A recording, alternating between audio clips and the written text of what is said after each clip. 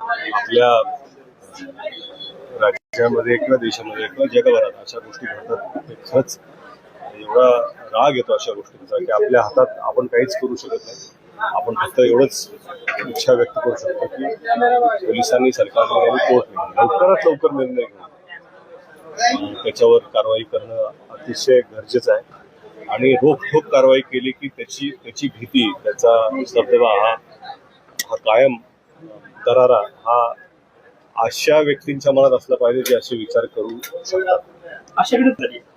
नाही, कायदे मला वाटतं की काय आहे की अशा गोष्टी घडतात तेव्हा आपल्याला धक्का बसतोच, आपल्याला वाईट वाटतं, क्रोध आक्रोश जन आक्रोश हे होणं साहजिकच आहे. परंतु मला वाटतं की सरकार पण आता एक पुढे येऊन काहीतरी योग्य निर्णय लवकरात लवकर काय अरेस्ट करणं, त्यानंतर कोर्टला नंतर ते डिले होणं, फास्ट ट्रॅक निर्णय जर असतील तर मला वाटतंय कुठेतरी याचा दबदबा याची भीती नक्कीच मनात राहील. धोरण केलं पाहिजे काय प्रश्न मला कळणार नाही. ते अनुभूती होतेच त्या काळात निर्णय कसे घेतले जातात, पण तो काळ आणि हा काळ वेगळा आहे हे पण आपण समजून घ्यायला पाहिजे. आपल्याकडचे नियम वेगळे आहेत, आपलं कॉन्स्टिट्यूशन आहे, आपलं एक लिगल बॅकग्राऊंड आहे, आपल्या नियमातच राहून जे काय करायचं ते करावं लागतं.